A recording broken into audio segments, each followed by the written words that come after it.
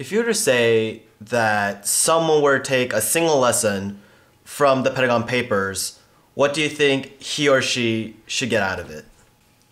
Well, I will say this. Everybody knows the slogan, "Power corrupts." But have we believed it? For Americans, we've really paid very little attention to the possibility that something like absolute power for the President of the United States could be enormously corrupting. Do you realize that there's not a hint in any piece of legislation, to my knowledge, that says the President does not have the legal constitutional right tomorrow to send out all the nuclear forces of the United States to explode their weapons in pursuit of our national interests?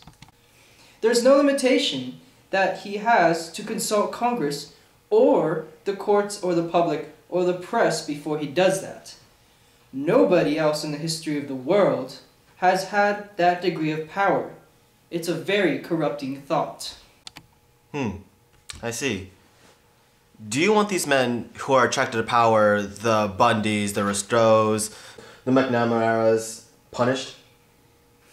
The punishment I want for them is that which I have had to suffer. I want them to be compelled to read every page of the 7,000 pages of the Pentagon documents, to see their own decisions laid end to end in the context of all the other decisions made during that period. Beyond that, I would like them exposed, as I was, to the human, physical impact of their decisions on the people of Indochina. I would like them to know what happened as a result of the bombing.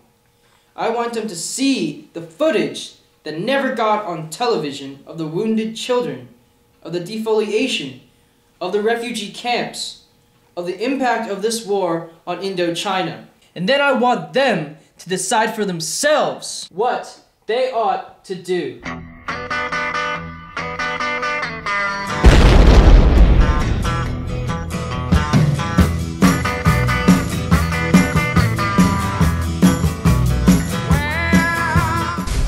This is Shake Weight for Men, and it's going to...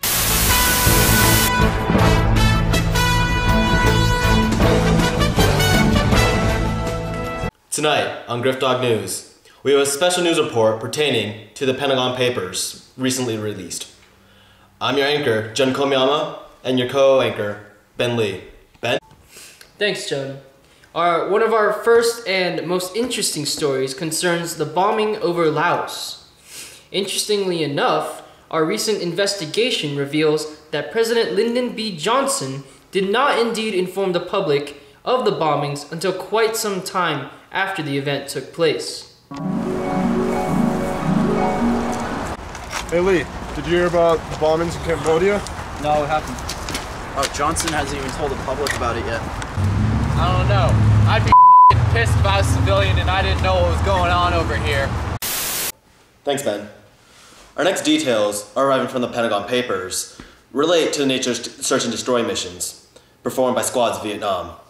These missions often resulted in civilian casualties.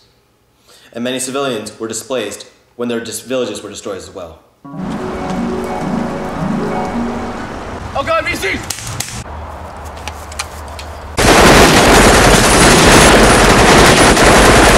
Go, go! There he is, there he is! Get the fuck up!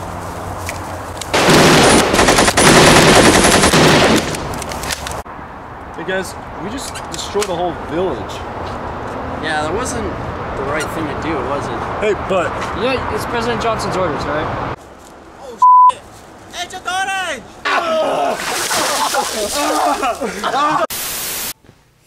Our last story for tonight involves the Gulf of Tonkin incident.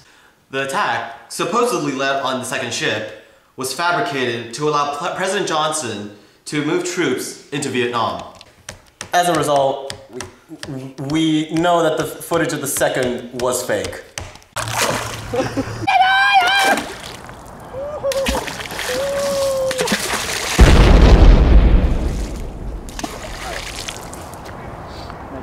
Once again, I'm Jun Komiyama, your anchor. And I'm your co-anchor, Ben Lee.